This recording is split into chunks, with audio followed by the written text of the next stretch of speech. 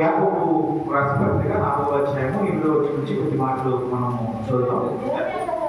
దేవుని ఎదుట రండి, అప్పుడు ఆయన మీ ఎదుటకు వచ్చుడు. చాలా ఇక్కడ యాకోబు దేవుని యొక్క హృదయాన్ని మనుషులకు బయపరుస్తూ ఉన్నాడు.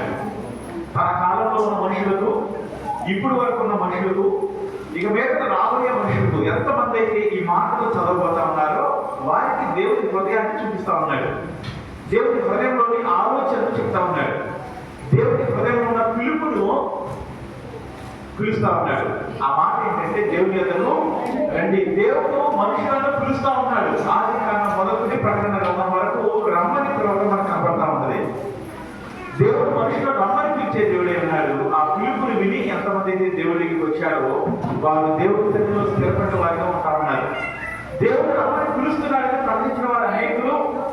వారి పిలుపుని బట్టి మనుషులు మారినప్పుడు, లేదా వారి జీవితాన్ని బట్టి, వారి కుటుంబాలు మార్చబడినప్పుడు, వారి పిలుపుని బట్టి మనుషుల యొక్క హృదయాలు మార్చబడతా ఉన్నప్పుడు దాన్ని నిలబెట్టుకునే వారిగా ఉండాలని మొదటి వర్తమానంలో మనం విన్నాం.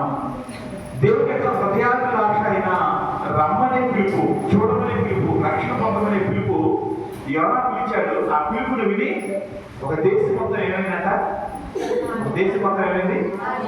ఒక దేశం మొత్తం మార్చబడింది. ఒక దేశం మొత్తం దేవుడు తిరిగింది. ఒక దేశం మొత్తం దేవుని దగ్గరికి వచ్చింది. కానీ అలా రావడానికి కారణమైన వ్యక్తి మాత్రం ఎక్కడున్నాడు? ఎక్కడున్నాడు అన్నాడు. అందరూ తెలుస్తుంది ఎవరి గురించి. ఎక్కడున్నాడైనా ఎక్కడున్నాడంటే ఊరు బయట నిలబడి, అయ్యో వీళ్ళందరూ రక్షణ పొందుతున్నారే, వీళ్ళందరూ దేవుడి దగ్గర ఉన్నారే, వీళ్ళందరూ దేవుడి వైపు చూస్తా ఉన్నారే అని బాధపడుతూ చచ్చిపోవడానికి సిద్ధంగా ఉన్నాయి. ఇది యోనాకాలంలో మాత్రమే కాదు, కానీ ఇప్పుడు వరకు తర్వాత అనేక దశల్లో కొన్ని వ్యక్తులను ఇలాగే చూస్తా ఉన్నాం. అది మన జీవితంలో అలా జరగకూడదనే ప్రార్థన మనం చేసుకోవాలి. యోనా పిలిచాడు, పిలుపుకున్న వారు రక్షణ పొందారు. వారిని బ్రతకడానికి, రక్షణ పొందడానికి, దేవుడి వైపు చూడడానికి, దేవుడి పేరు పెట్టుకోవడానికి కారణం వ్యక్తి మాత్రం ఊరు బయట కూర్చుని ఏడుస్తా ఉన్నాడు. ఊరు బయట కూర్చుని మరణాపేక్ష కలిగిన వాడు అయిపోయాడు. మన జీవితాల్లో మనం అలా ఉండకూడదని దేవుని వాక్యము మనకి చదివిస్తా ఉంది. మనం ఉండకుండా ఉంటే ఏం చేయాలో కొన్ని మాటలు అనేక సార్లు మనం చూస్తూ ఉంటాం. ఈరోజు దేవుని పిలుపు విని దేవుని సన్నిధికి వచ్చిన ఒక వ్యక్తి, లేదా దేవుడి దగ్గరికి వచ్చి దేవుడిని ఆశ్రయించిన ఒక వ్యక్తి గురించి చూడాలని ఆశపడతా ఉన్నాను. దేవుడి వాక్యంలో నుంచి 2వ రాజుల గ్రంథము 18వ అధ్యాయము 1వ వచనం చదువుదాం. 2వ రాజుల గ్రంథము 18వ అధ్యాయము 1వ వచనం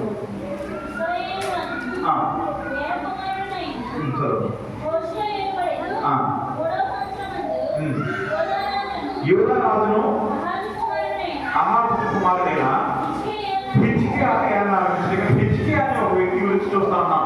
ఇది ఈయన రాజు. ఎవరికి రాజు అంటే యూదా దేశానికి రాజు. సొలొమోను కాలం వరకు, అంటే సౌలు, అలాగే దావీదు, సొలొమోను, ఈ ముగ్గురు రాజులు ఇశ్రాయేలు దేశం మీద ఏలుబడి చేశారు.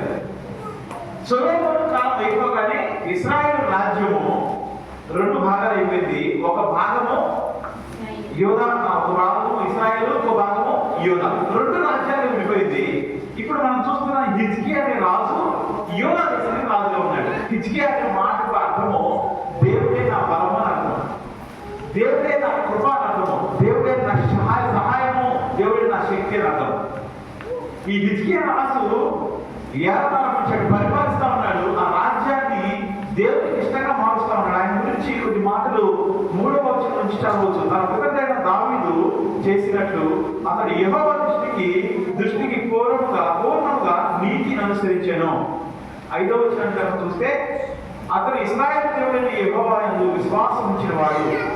అతని తర్వాత వచ్చిన యూదా రాజులందులోను, అతని పూర్వీకులైన రాజులను అతనితో సమమైన వాడు ఒకడును లేడు. అతడు యెహోవాను హత్తుకొని ఆయనను వెంబడించిన వారిలో వెనుతీయక ఆయన మోషేకు ఆజ్ఞాపించిన ఆజ్ఞలన్నింటినీ గైకొనుచు ఉండెను. హిజ్కియా ఎలాంటి వ్యక్తి చెప్తా ఉన్నాడు. హిజ్కియా ఎలాంటి వ్యక్తి అంటే ఆయన దావీదులాగా జీవించాడు. ఆయన వంటి వాడు తనకు ముందు కానీ తర్వాత వెనక కానీ అలాంటి వాడు లేదు. అతమాత్రం కాదు. కానీ హిజ్కియా గురించి ఏం చెప్తున్నాడంటే ఆయన దేవుడిని హత్తుకొని ఉన్నాడు. హత్తుకోవడం అంటే తెలుసా మీకు? హత్తుకోవడం అంటే తెలుసా? హత్తుకోవడం అంటే గట్టిగా పట్టుకుని ఒకరినొకరు టచ్ చేయలాగా ఉండటం.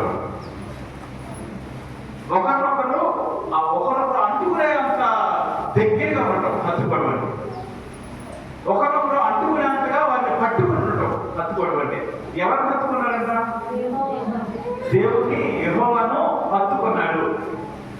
మనం పిల్లలను పట్టుకుంటాం, పిల్లలు హత్తుకుంటాం, పిల్లల దగ్గర తీసుకుంటాం, కావాల్సిన వాళ్ళ దగ్గర తీసుకుంటాం. ఇతను దేవుడిని హత్తుకుంటా ఉన్నాడు. ఈరోజు మనము ఎవరిని హత్తుకుంటా ఉన్నాం? ఎవరి దగ్గర ఉండాలని ఆశపడతా ఉన్నాం? ఎవరిని హత్తుకుని ఎవరితో కొనసాగుతున్న జీవితాల్లో మనము ఉంటా ఉన్నాం? ఈయన దేవుడిని హత్తుకున్నాడు, అంత మాత్రమే కాదు, కానీ ఆయనను వెంబడించుటలో వెలుతీయడం లేదు. చాలా మంది మనుషులు కొన్ని రోజులు దేవుడిని హత్తుకుని ఉంటారు, కొన్ని రోజులు దేవుడికి దగ్గరగా ఉంటారు, తర్వాత దేవుడికి సంబంధం లేని వారిగా ఉంటారు.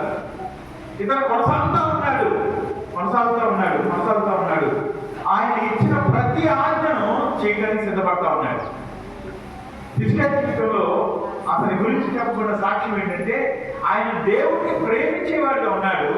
తన దేశంలో ఉన్న వారిని దేవుడిని ప్రేమించేవారిని చేయడానికి సిద్ధపడతా ఉన్నాడు. ఒక మాట చెప్పాలంటే దేవుడు అంటే ఇష్టమైన వ్యక్తిగా ఉన్నాడు.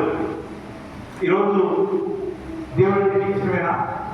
ఎంతమందికి ఇష్టం ఉంది దేవుడు అంటే? చాలా మంది చెప్తాం, చాలా దేవుడు అంటే ఇష్టము కాబట్టే మనం ఈ స్థానానికి వచ్చామంటాము.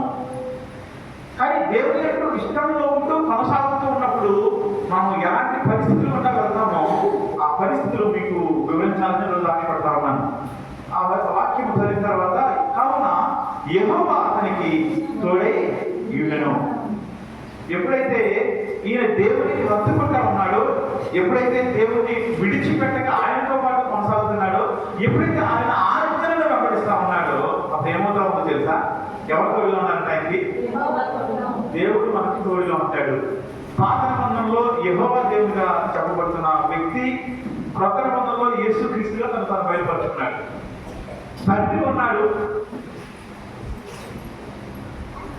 కుమారుడు ఉన్నాడు, పరిశుద్ధాత్ముడు ఉన్నాడు. ఈ ముగ్గురు మూడు వేరే వేరే దేవుడు మాత్రం కాదు, కానీ ముగ్గురు ఏకమై ఉన్నవారు. మనము ఈ వాక్యాన్ని అనేక సార్లు చదువుతా ఉన్నప్పుడు, నేను నా తండ్రి ఏకమై ఉన్నాము, మేము ఒక్కటే అనే మాట మన వాక్యంలో చాలాసార్లు కనబడుతూ ఉంటుంది.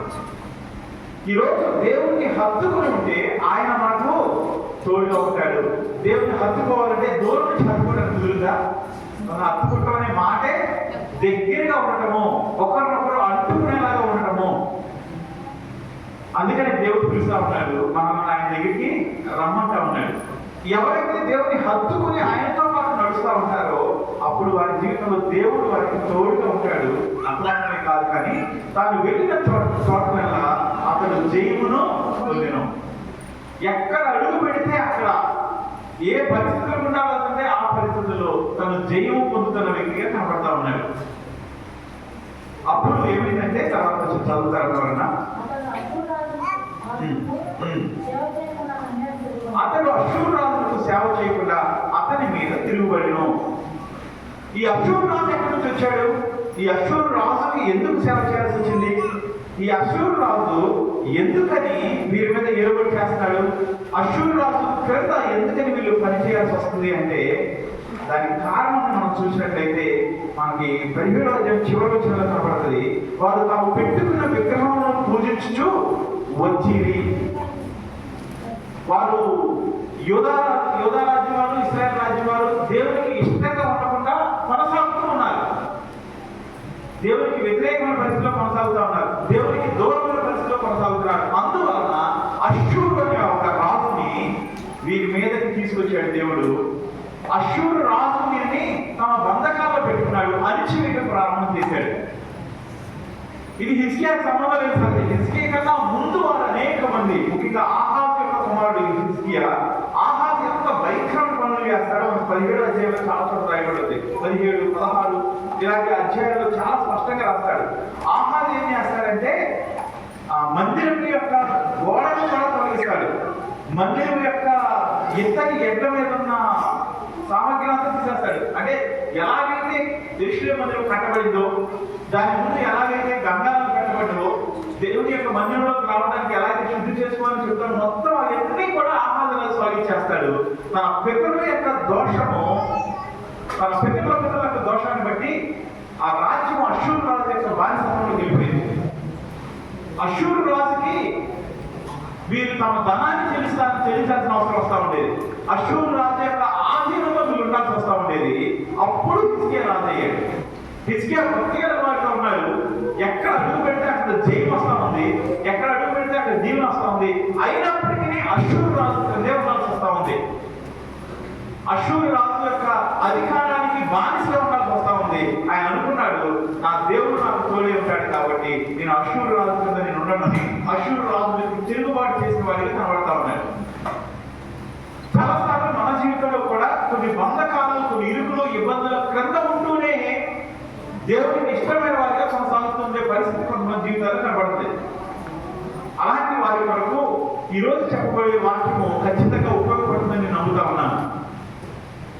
ఎవరైతే దేవుని ఆశ్రయిస్తూ నమ్మకంగా ఉంటూ దేవుడి చేత జయం పొందుతున్న వారిగా ఉంటూ కూడా తమ జీవితాల్లో కొన్ని విషయాల్లో జయము లేని వారిగా ఉంటారో వారి కొరకు ఈరోజు చెప్పబోయే వాక్యంలో నుంచి కొన్ని ముఖ్యమైన మాటలు నేర్చుకోవడానికి అవకాశం ఉందని నమ్ముతా ఉన్నాను.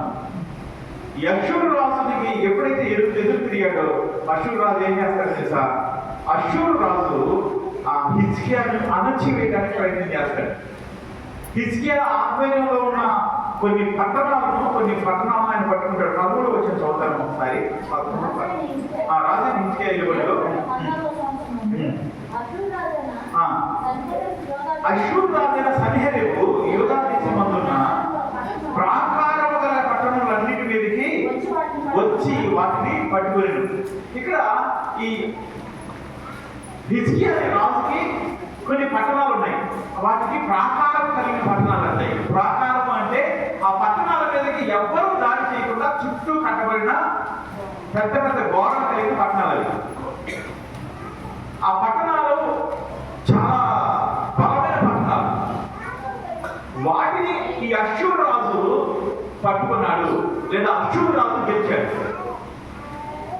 హిజ్కియా అనే రాజు ఉన్నాడు, ఆయన దేవుడికి ఇష్టంగా ఉన్నాడు. ఆయన యొక్క పితరులు చేసిన పాపాన్ని బట్టి, వారి పితరులు చేసిన పాపాన్ని బట్టి వారిని అష్షూరు రాజు యొక్క అధికారంలో దేవుడు అణిచివేస్తా ఉన్నాడు. ఆ సమయంలో హిజ్కియా రాజు దేవుడిని ఆశ్రయిస్తా ఉన్నాడు. మీకు స్పష్టంగా మొత్తం అర్థమవుతుందని నేను అనుకుంటా ఉన్నాను. ఎప్పుడైతే ఇతను దేవుడిని ఆశ్రయిస్తా ఉన్నాడో దీనికి లోబడను, అష్షూరు యొక్క రాజ్యానికి అతని అధికారానికి లోబడను అని నిర్ణయం తీసుకున్నాడు. అష్షూరు రాజు యొక్క అధికారం నుంచి ఇతను బయటకు రావడానికి ప్రయత్నం చేశాడు. అప్పుడు అష్షూరు రాజు ఏం చేస్తా ఉన్నాడంటే ఇతనికి బలమైన పట్టణాలని ఆక్రమిస్తా ఉన్నాడు. ఆ బలమైన పట్టణాలను తన ఆధీనంలో తీసుకుంటా ఉన్నాడు. వాటి మీద ఇతనికి అధికారం లేని పరిస్థితిలో వెళ్ళిపోతా ఉన్నాడు. దీన్ని కనుక మన జీవితానికి ఈరోజు అన్వయించుకోవాలనుకుంటే కొన్నిసార్లు కొంతమంది మన జీవితంలో దేవుడిని ఆశ్రయించిన తర్వాత కూడా కొన్ని విషయాల్లో ఓటమిని చూస్తూ ఉంటాము, కొన్ని విషయాల్లో జయాన్ని చూడలేము, కొన్ని విషయాల్లో దేవుని యొక్క హస్తాన్ని చూడలేము, కొన్ని విషయాల్లో చూడగలుగుతాము, కొన్ని విషయాల్లో చూడలేము. కొన్ని విషయాల్లో గొప్ప జయం వస్తే కొన్ని విషయాల్లో జయం రాని పరిస్థితిలో ఉంటాం. కొన్ని విషయాల్లో మనకి ఆశ్రయించగలిగిన వాటిని అపవాదైన వాడు ముఖం చేసే పరిస్థితి కనబడతా ఉంటుంది. మనం అనుకుంటాము దేవుడు ఏదో చేస్తున్నాడే, దేవుడి చిత్తం ఏదో ఉన్నది అని అనుకుంటూ ఉంటాం. కానీ దాని కారణం ఇక్కడ మనకు అర్థం చేసుకోవడానికి ప్రయత్నం చేయండి. ఎవరైతే దేవుని యొక్క మాట వినకుండా పితరులైన వారు, పెద్దలైన వారు పాపం వైపు తిరిగిపోయారో, విగ్రహాల వైపు తిరిగిపోయారో, దేవుని వ్యతిరేకమైన పనులు చేశారో వారి తరతరాలను శిక్షిస్తారనే మాట ఇశ్రాయేలు జనాంగం మీద ఎలుబడి చేస్తా ఉంది. ఈ యూదా రాజ్యం మీద ఎలుబడి చేస్తా ఉంది. అలాంటప్పుడు ఒక వ్యక్తి లేచి నిలబడ్డాడు. ఆ వ్యక్తి పేరు హిజ్కియా. ఆ వ్యక్తి దేవుని యొక్క కార్యములు మనుషుల జీవితంలో జరగాలని ఆశపడుతున్నాడు. తన ప్రయత్నాలు మొదలుపెట్టినప్పుడు తన ప్రయత్నానికి ఆటంకం వచ్చేటట్టుగా, తన ప్రయత్నాలలో ఓడిపోయేటట్టుగా కొన్ని పట్టణాలు శత్రువైన వాడు పట్టుకున్నాడు. ఇలాంటి పరిస్థితి మన జీవితాల్లో కూడా కొన్నిసార్లు కనపడుతూ ఉంటుంది.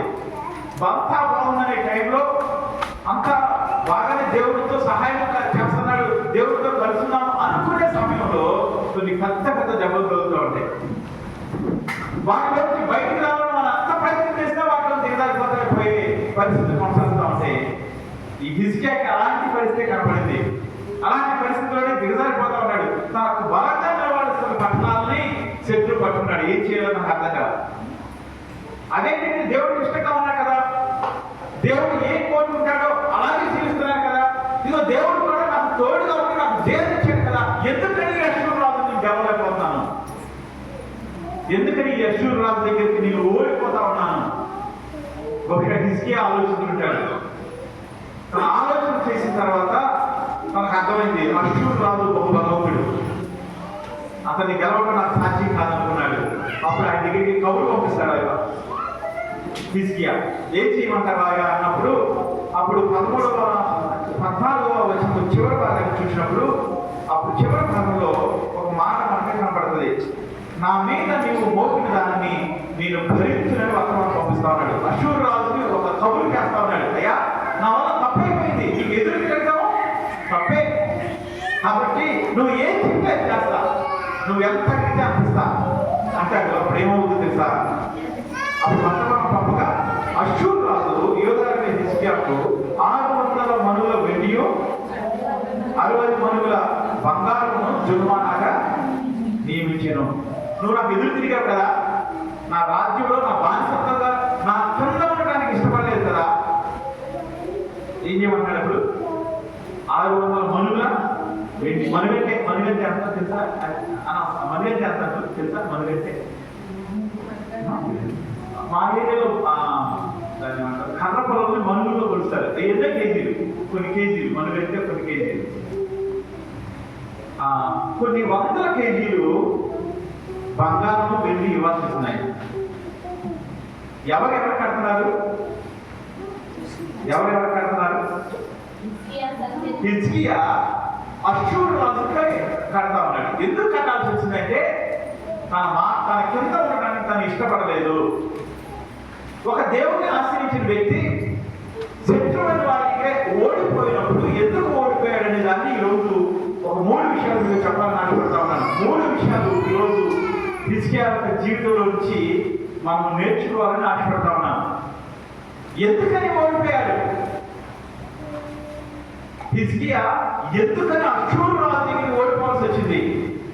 ఎందుకని అలా ఎలా గెలిచాడు? ఎందుకని అష్షూరు రాజు హిజ్కియాని ఏమీ చేయలేకపోయాడో ఈ 3 విషయాలు చూడాలనుకుంటున్నాను. దేవుడిని ఆశ్రయించిన తర్వాత మన జీవితంలో జయము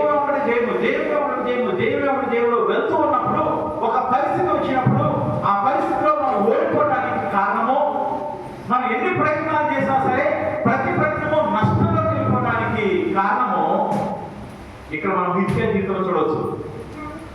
నిజానికి హిజ్కియా అష్షూరు రాజుని ఎదిరించడము మంచిదే, ఎందుకంటే అష్షూరు రాజుకి యోధా మీద జయం అవ్వడానికి, రాజ్యం చేయడానికి, భయపడడానికి ఏ అర్హత లేదు.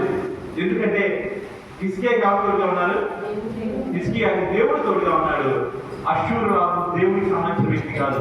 తర్వాత వచనంలో మనం చదివితే ఆ యెహోవా అనేవారు ఎవరో, ఇంతవరకు మీరు గెలిచిన రాజ్యాల కన్నా వారి దేవతల కన్నా ఈ యెహోవా బలవంతుడా కాదు అని మాట్లాడతాడు.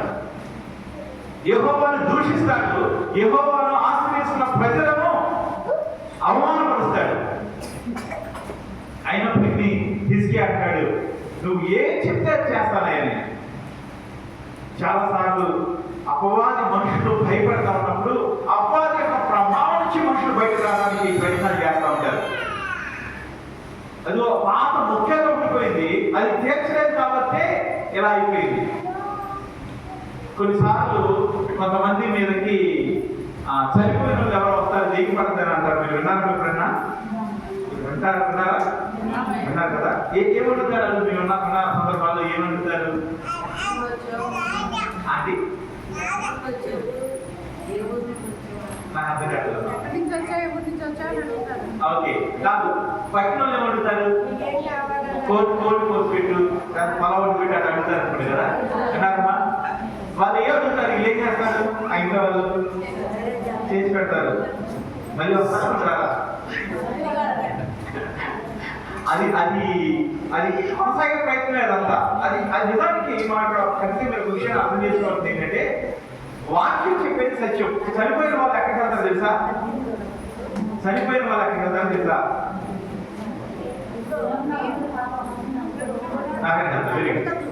వాక్యం ప్రసంగంలో మాట మనం చూస్తే మనతో తిరిగి మన అయిపోతుంది. ఆత్మ దేవుడు దయచేసిన దేవుడి దగ్గరికి ప్రతి చనిపోయిన ప్రతి వ్యక్తి యొక్క ఆత్మ దేవుడి నుండి నిలబడతాడు.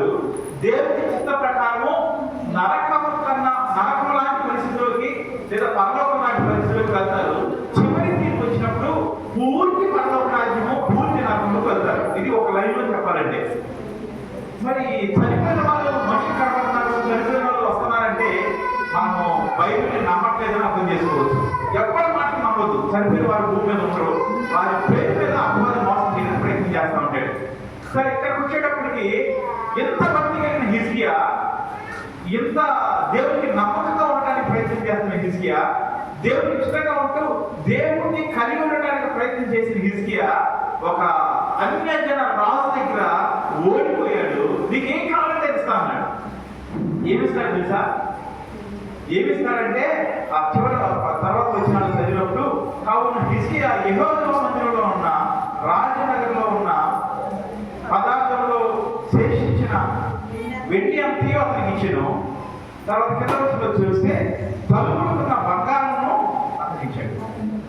హిజ్కియా దగ్గర ఎంత వెన్నంతో వెన్నంత, రాజ్యంలో ఉన్న వెన్నంత, మందిరంలో ఉన్న వెన్నంత, మందిరంలో తలుపులుకున్న బంగారం అంతా ఓడవేసి అష్షూరు రాజుకి పంపిస్తా ఉన్నాడు. చాలా మంది తమ జీవితంలో కష్టం వచ్చినప్పుడు, తమ జీవితంలో సమాధానమైన పరిస్థితి వచ్చినప్పుడు, తమ జీవితంలో ఓటం వచ్చినప్పుడు తమ ఉన్నదంతా ఇవ్వడానికి ఖర్చు పెట్టడానికి ప్రయత్నం చేస్తారు. ఇక దాన్ని దాటి ఏమి చేయలేని పరిస్థితిలోకి వెళ్ళిపోతారు. అతను అడిగింది మొత్తం పంపించాడు హిజ్కియా. ఏదైతే సన్హెరీబు అష్షూరు రాజు ఏదైతే తన మీద జరిమానా విధించాడో అదంతా ఇచ్చాడు. ఆ ఇచ్చిందంతా తీసుకుని మరలా దాడి చేయడానికి వస్తాడు హిజ్కియా వ్యక్తి సన్హెరీబు. ఏదైతే అడిగాడో బంగారం తీసుకున్నాడు, వెండి తీసుకున్నాడు, అయినా సరే మరలా వచ్చి ఆయన మీద దాడి చేయడానికి ప్రయత్నం చేస్తాడు. ఆయన దగ్గరికి ఉత్తరాలు పంపిస్తాడు. అది వాళ్ళ సొంత భాషలో రాసిన ఉత్తరాలు పంపిస్తాడు. అది అందరూ మధ్య నిలబడి అవసరాలు తీసుకొచ్చిన వాళ్ళు చదువుతూ ఉంటారు. అప్పుడు ఆ ఉత్తరాలని చదవటానికి లేదా వారితో మాట్లాడటానికి రాజు తరఫున వచ్చి నిలబడిన వారు అంటారు, అయ్యా మాకు మీరు మాట్లాడే భాష తెలుసు, అష్షూరు రాజు సిరియా దేశానికి చెందినవారు, మాకు సిరియా భాష కూడా వచ్చు, మీరు ఏం చెప్పాలనుకున్నా సిరియా భాషలో చెప్పండి, మేము అర్థం చేసుకుని మా రాష్ట్రం చెప్తామంటే కాదు, మేము మీ భాషలోనే మాట్లాడతాం. ఎందుకంటే మీ భాషలో మాట్లాడి మీ ప్రజలకు మీ దేవుడు ఎంత చేత కనివాడో మేము చెప్తాం, మీ ప్రజలకు మీ రాజు ఎంత బలహీనో చెప్తాం, మీ రాజు మనుషులను దేవుడికి పేరు చెప్పి మోసం చేస్తున్నారు అని చెప్తామని అవమానపరుస్తారు. అవమానపరిచి రాజుకి ఒక ఉత్తరాన్ని పంపిస్తారు. ఈ హిజ్కియా అనే వ్యక్తి దేవుడికి ఇష్టమైన రాజు. హిజ్కియా అనే వ్యక్తి దేవుడికి నమ్మకంగా ఉన్నవాడు. కానీ హిజ్కియా వ్యక్తి ఒక పెద్ద కష్టం వచ్చింది. బహు బలవంతమైన రాజు తన మీద దాడి చేశాడు. తనకి కలిగిన మూల పట్టణాలను, ప్రధానమైన పట్టణాలను ఆక్రమించాడు. అప్పుడు ఏం చేయాలి? హిజ్కియా ఏం చేశాడు? అందరూ విన్నారా? నిద్రపోతారు. నేను వరుసగా చెప్తా ఉన్నాను. హిజ్కియా ఎలాంటి వాడో చెప్పాను, హిజ్కియా మీకు వచ్చి ఆపదలు చెప్పాను. హిజ్కియా ఎలాంటి వాడు అలా చెప్తారా? వెనకాల నుంచి గట్టిగా మాట్లాడతారు. హిజ్కియా ఎలాంటి వాడు నాకు గట్టిగా చెప్తారా? ఇక్కడ దాకా పట్ల హిజ్కియా దేవునికి ఇష్టమైన వాడు చెప్తారా? ఒకసారి దేవునికి ఇష్టమైన వాడు హిజ్కియా. అలాంటి హిజ్కియా మీదకి ఒక పెద్ద బలవంతుడైన అన్యజన రాజు దాడి చేస్తాడు. దేవుడిని కలిగిన వ్యక్తి, దేవుడికి ఇష్టంగా ఉండడానికి ప్రయత్నం చేస్తున్న వ్యక్తి కష్టం వచ్చినప్పుడు ఏం చేయాలి? అమ్మ చెప్తారు ఒకసారి. ఏం చేయాలి? ఏం చేయాలంటే దేవుని సన్నిధిలో దేవునికి ప్రార్థన చేయాలి. మీరు వీలైతే ఇంటికి ప్రయత్నం చేయడానికి ప్రయత్నం చేయండి. హిజ్కియా తను ఏం చేస్తే అష్షూరు రాజు వెనక్కి వెళ్ళిపోతాడో, తను ఏం చేస్తే అష్షూరు రాజుని తృప్తిపరచవచ్చు అని ప్రయత్నం చేస్తాడు. అష్షూరు రాజుకి ఇవ్వటం కొరకు తన దగ్గర వెన్నంతా ఇచ్చేస్తాడు, బంగారంతో ఇచ్చేస్తాడు. తనకున్న వెండిని, బంగారాన్ని, తనతో పాటు మందిరంలో ఉన్న బంగారాన్ని, కలుపుకున్న బంగారాన్ని కూడా మొత్తం ఓడదీసి పంపించేస్తాడు. చాలా మంది ఒకసారి మంచి బంగారం వేసుకుని ఉంటారు. నువ్వు రోజు బంగారం ఉంటుంది ఎక్కడ చెప్తే చాలా మంది మంచి చాలా మంది బంగారాలు కూడా ఎక్కడ ఉన్నాయి?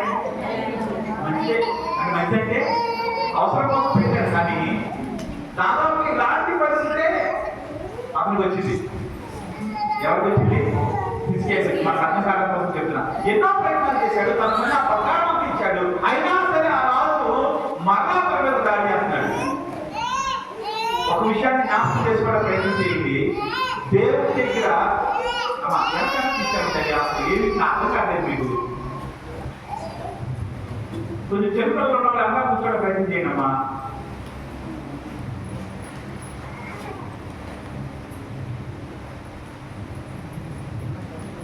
దేవుని దగ్గరికి వచ్చినప్పుడు దేవుని నమ్ముకున్న వ్యక్తిగా, దేవుడిని ఆశ్రయించాల్సిన వ్యక్తిగా, దేవుడి దగ్గరికి రావాల్సిన వ్యక్తి తన సొంత ప్రయత్నాలు చేస్తా ఉన్నాడు.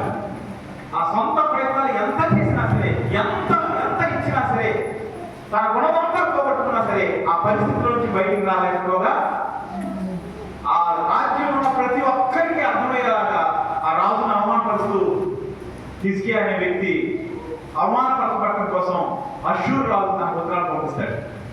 అప్పుడు ఏం చేస్తాడో తెలుసా? ఒక భక్తి పడిన వ్యక్తి ఏం చేయాలో అది చేస్తాడు. అది చదువుకున్నాం మనం. 19వ అధ్యాయము మొదటి వచనం చదువుతాము. 19వ అధ్యాయము మొదటి వచనాన్ని. హిజ్కియా విన్నాడు. ఏ మాటలు విన్నాడంటే, ఏ రాజుకైతే తను జరిమానాగా తనకున్న వెండి అంతా బంగారంతో పంపించాడో, ఏ రాజును తృప్తి పరచడానికి తన ప్రయత్నాలన్నీ చేశాడో, అదే రాజు అవమానపరుస్తూ, అదే రాజు తను పూజిస్తున్న దేవుని అవమానపరుస్తూ, తన రాజ్యంలో ఉన్న ప్రతి ఒక్క వ్యక్తి ఎదుట రాజుని దేవుడిని అవమానపరుస్తూ పంపించిన ఉత్తరాన్ని గురించిన మాటలు విన్నాడు. విని ఏం చేస్తా ఉన్నాడు? బట్టలు చింపుకొని గోని పట్ట కట్టుకొని యెహోవా మందిరంలోకి పోయి వెళ్తాడు. దేవుడి మందిరంలోకి వెళ్ళి ప్రార్థన చేస్తాడు. అదే సమయంలో కింద వచ్చిన చూసినట్లయితే ఆయన ప్రవక్తయునైన యెషయా వద్దకు తన దూతల్ని పంపిస్తా ఉన్నాడు. దేవుడి వాక్యాన్ని విలుచున్న వాళ్ళారా, నీ జీవితంలోనికి కష్టం వచ్చినప్పుడు నువ్వేం చేయాలి?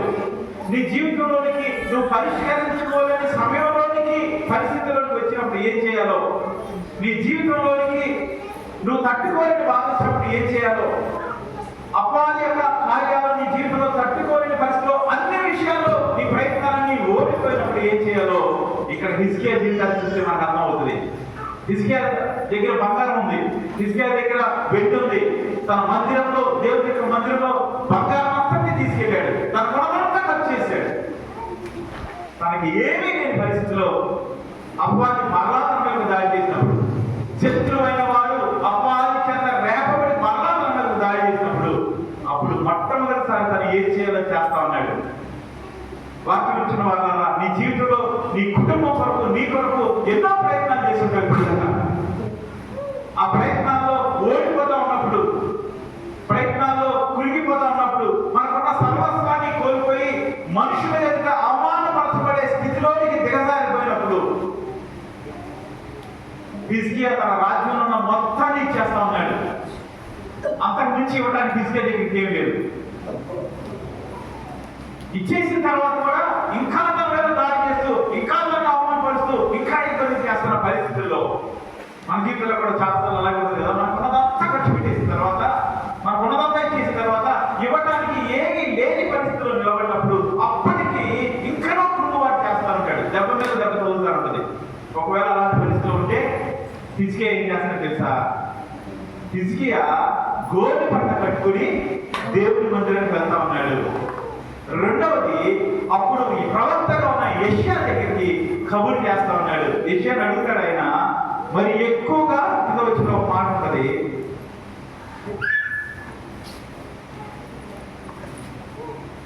మూడవ వచనం చివరి భాగాన్ని చూస్తే, నీవు హెచ్చుగా ప్రార్థన చేయము అని అడుగుతా ఉన్నాడు. ఎవరిని అడుగుతా ఉన్నాడు? ప్రవక్తను అడుగుతాడు. ఎవరిని? ఎలా కాదు, ఎవరిని అడుగుతున్నాడు? హిజ్కియాని అడుగుతా ఉన్నాడు. ఎలా ప్రార్థన చేయమంటాడంటే, నీవు హెచ్చు చాలా ఎక్కువగా ప్రార్థన చేయ. అడుగుతుంది ఎవరమ్మా? హిజ్కియా అడుగుతున్నాడు. ఎవరిని అడుగుతున్నాడు? యెషయాని అడుగుతున్నాడు. ప్రవక్త అయిన యెషయాని అడుగుతా ఉన్నాడు. ఎక్కడికి వెళ్ళి అడుగుతా ఉన్నాడు? తను ఎక్కడ ఉన్నాడు? దేవుని మందిరంలో ఉన్నాడు. చాలా సార్లు వాక్యం వచ్చిన వాళ్ళ ఈ రోజు కొంచెం లేట్ అవుతుందని చెప్పాను కదా, 1 గంట అయింది. ఒక 10 నిమిషాలు ముగించడానికి ప్రయత్నం చేస్తాం. ప్రతిసారి 12:30, 12:40 గంటలు చేసుకున్నాం. ఈరోజు ఒక 1/4 గంట లేట్ అవుతుంది కదా. హిజ్కియా గురించి చూస్తా ఉన్నాం. ఆయన భక్తి కలిగిన వాడు, తన పితరులాగా దేవుని యొక్క ఉగ్రతలో నిండేవాడు కాదు. దేవుడికి ఇష్టమైన పని చేయడానికి సిద్ధపడినవాడు, దేవుడికి తోడుగా, దేవుడు తనకి తోడుగా ఉన్నవాడు. అయినప్పటికీ తన పితరుల యొక్క శాపం యొక్క భారాన్ని మోసే సమయంలో ఈ శాపం మన నుంచి కొచ్చివేయబడాలని అశ్షూరు రాజుకి ఎదురు తిరిగినప్పుడు, అశ్షూరు రాజు తన మీదకి వచ్చినప్పుడు, అశ్షూరు రాజు తను జయించినప్పుడు, అశ్షూరు రాజు తన దగ్గర ఉన్నదంతా ఇచ్చేసి ఒంటరిగా నిలబడిన సమయంలో అశ్షూరు రాజు మరణాన్ని కొండ చేస్తా ఉన్నప్పుడు అప్పుడు తనకి గుర్తొచ్చాడు. ఎవరు గుర్తొచ్చాడు? దేవుడు గుర్తొచ్చాడు. దేవుడి మందిరం గుర్తొచ్చింది. దేవుడి మందిరంలోకి గోరి పట్ట కట్టుకుని దేవుడి మందిరం దగ్గరికి వెళ్ళి దేవుడి మందిరంలో ప్రార్థన చేస్తూ సేవకుడికి కబురు చేస్తా ఉన్నాడు. అయ్యా ప్రార్థన చేయి, ప్రార్థన చేయి, చాలా ఎక్కువగా మాత్రం ప్రార్థన చేయి. దేవుడి దగ్గరికి వస్తా ఉన్నాడు. అప్పుడు అర్థమైంది ఆయన దేవుడి దగ్గరికి రావడం అంటే ఏంటో. దేవుడి దగ్గరికి వస్తా ఉన్నాడు. అప్పుడు అర్థమైంది దేవుడి దగ్గరికి ఎలా రావాలో. దేవుడి దగ్గరికి వస్తా ఉన్నాడు. అప్పుడు అర్థమైంది దేవుడి దగ్గరికి వచ్చినప్పుడు ఏం చేయాలో. చాలాసార్లు దేవుడి దగ్గరికి వచ్చేవాళ్ళు అక్కడ పరిస్థితుల్ని విమర్శించడానికి వస్తూ ఉంటారు. అక్కడ పరిస్థితులను గమనించడం కోసం వస్తూ ఉంటారు. కొంతమంది ఎలా వచ్చారో అలాగే తిరిగి వెళ్ళిపోవడానికి ప్రయత్నం చేస్తూ ఉంటారు. కానీ హిజ్కియా ఎలా వచ్చాడు తెలుసా? హిజ్కియా రాజు కానీ ఎలా వచ్చాడంటే తన బట్టలు చింపుకొని గోధుమ బట్ట కట్టుకుని వస్తా ఉన్నాడు. తన రాజకీయానికి సంబంధించిన దర్జాన్ని చూపించిన ప్రయత్నం చేయట్లేదు ఆయన. తను ఎవరో మనుషులు గుర్తుపట్టాలని అనుకోవట్లేదు. గోధుమ పట్ట కట్టుకున్నవాడు బహు దుఃఖాక్రాంతుడు. గోధుమ పట్ట కట్టుకున్నవాడు పశ్చాత్తాపడుతున్న వ్యక్తి గుర్తు. గోధుమ పట్ట కట్టుకోవడం అనేది అత్యంత పేదరికానికి గుర్తు. కనుక తాను అత్యంత హీనమైన దశను తగ్గించుకుంటా ఉన్నాడు. దేవుడి మందిరానికి వస్తా ఉన్నాడు. దేవుడి మందిరంలో ఏం చేస్తున్నాడంటే ప్రార్థన చేస్తా ఉన్నాడు. ప్రార్థన చేస్తా ఉన్నాడు. అంత మాత్రమే కాదు, సేవకుడైన యెషయాకి కబురు చేస్తాడు. నా గురించి ప్రార్థన చేయి.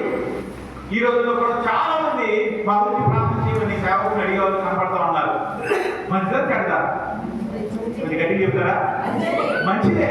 కానీ ఎక్కడ నుండి హిజ్కియా అడుగుతాడంటే దేవుడి మందిరంలో గోధుమ పట్ట కట్టుకుని కన్నీరు కాస్తూ ప్రార్థన చేస్తూ అక్కడి నుంచి అడుగుతా ఉన్నాడు. ఈరోజు మనం మన ఇంటి దగ్గర ఉంటాము, లేకపోతే మేము మా పనుల్లో ఉంటాము, మా కుదిరినప్పుడు దేవుడి మందిరానికి వస్తాము. కానీ మీరు మాత్రం ఏం చేయాలి? ప్రార్థన చేయాలి. ఇది బైబిల్కి వ్యతిరేకమైన పద్ధతులు ఈ రోజు మనుషులు జరిగించాలని ఆశపడతా ఉన్నారు. లేదు లేదు, నీ మీదకి ఉగ్రత వచ్చినప్పుడు, నీ మీదకి సమస్య వచ్చినప్పుడు నువ్వు తట్టుకోవచ్చు. ఈ పరిస్థితులు నీ చేయలేకపోయినప్పుడు ఖచ్చితంగా ఈ పరిస్థితి జరిగింది. హిజ్కియాకి తన చేతులతో తను దాన్ని మేనేజ్ చేయగలనుకున్నాడు, దాన్ని సరి చేయగలనుకున్నాడు. ఈ డబ్బులు లేదా ఈ బంగారం ఈ వెండి ఇచ్చేస్తే ఇక అశ్షూరులో తను ఇబ్బంది పెట్టాలనుకున్నాడు. లేదు లేదు, అపవాది లేదా మన పరిస్థితులను మనం దాటి పెట్టడం అసాధ్యం. మనకి దేవుడు మనకు తోడుగా లేనప్పుడు మన పరిస్థితుల్లో జయించడం అసాధ్యం. తను అనుకున్నాడు, అలా జరగలేదు. అప్పుడు ఏం చేస్తాను తెలుసా? తన కొడదంతా పోయింది, ఆస్తి అంతా పోయింది. ఆస్తి పోవడం మాత్రమే కాదు, కానీ తన రాజ్యంలో ఉన్న వారి దగ్గర అవమానపరచబడతా ఉన్నాడు. ఇదిగో మీ హిజ్కియా మిమ్మల్ని మోసం చేస్తున్నాడు, వీడి వల్ల ఏం కాదు, ఇతను మమ్మల్ని రక్షించలేడు అంటా ఉన్నారు. కొన్నిసార్లు మన సొంత వారితో సైతం మనం అవమానపరుస్తూ ఉంటారు. ఇక వీడి పని అయిపోయింది. హిజ్కియా గురించి అదే అంటా ఉన్నాడు. హిజ్కియా గురించి అశ్షూరు రాజు పంపించిన కబుర్లో, ఆ ఉత్తరంలో, ఆ మాటలు ఏముందంటే ఇతని పని అయిపోయింది. ఏ హిజ్కియా మీద మీరు ఆశ్రయిస్తా ఉన్నారో, ఏ హిజ్కియా గురించి అయితే మీరు గొప్ప చెప్పుకుంటా ఉన్నారో వారి పని అయిపోయింది. వారు మీ సహాయము చేయలేరు. సొంత వాళ్ళ దగ్గర అవమానం, సొంత వారి ద్వారా అవమానాలు వస్తాయి కొన్నిసార్లు. అలాంటి పరిస్థితులు ఏం చేస్తా ఉన్నాడు తెలుసా? అప్పుడు మందిరంలోకి వెళ్ళి ప్రార్థన చేస్తా ఉన్నాడు. గోధుమ పట్ట కట్టుకుని ప్రార్థన చేస్తా ఉన్నాడు. అప్పుడు దేవుని యొక్క సేవకుడికి కబురు చేస్తా ఉన్నాడు. అంతకుముందు కూడా చేశాడు, ఇంకోసారి కూడా చేశాడు, ఇంకోసారి కూడా చేస్తా ఉంటాడు. హిజ్కియా దేవుని మందిరంలో వెళ్ళి ప్రార్థన చేస్తా ఉంటాడు. నీ పరిస్థితుల్ని చేయలేకపోయినప్పుడు నువ్వు ప్రార్థన చెయ్యి. నువ్వు ప్రార్థన చెయ్యి. నువ్వు ప్రార్థన చేయి. ఎందుకంటే ప్రార్థన ఒక్కటే నీ పరిస్థితిని, నీ కన్నీరు మాత్రమే దేవుని హస్తాన్ని గమనించగలవు. నువ్వు ప్రార్థన చేస్తూ, నువ్వు ప్రార్థన సిద్ధపడుతూ అప్పుడు దేవుని యొక్క సేవకుని అడుగు. దేవుని యొక్క సేవకుడైన యెషయా కబురు చేస్తాడు, అతనికి ఏమవదయ్యా, ఏమవదు. తర్వాత వచ్చిన మనసులో ఎక్కువ సమయం అయిపోతుంది, కానీ ఏమి అవ్వదు, ఏమి అవ్వదు, ఏమి అవ్వదు అని చెప్తాడు. అప్పుడు చివరికి ఏమవుతుంది తెలుసా?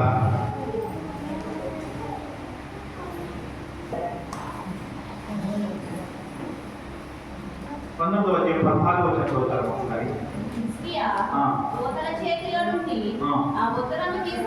ఇప్పుడు ఇంకో పని చేస్తా ఉన్నాడు. 19వ అధ్యాయం మొదలు వచ్చిన తర్వాత మరలా వచ్చినప్పుడు హిజ్కియా ఏం చేస్తాడంటే, అప్పుడు ఇంకా పరిస్థితి కష్టం అవుతా ఉంటది. అప్పుడు ఏం చేస్తాడంటే ఒక ఉత్తరాన్ని తీసుకున్నాడు, చదివాడు. ఈ 1వ వచనానికి 19వ అధ్యాయం 1వ వచనానికి 14వ వచనానికి మధ్య మరొకసారి అష్షూరు రాజు హిజ్కియా కబురు చేస్తాడు.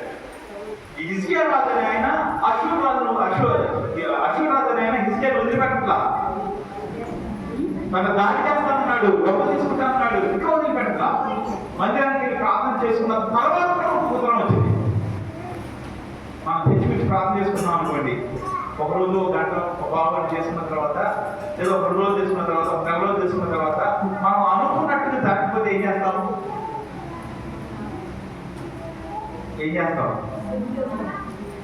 చాలా మంది ఏం చేస్తారు?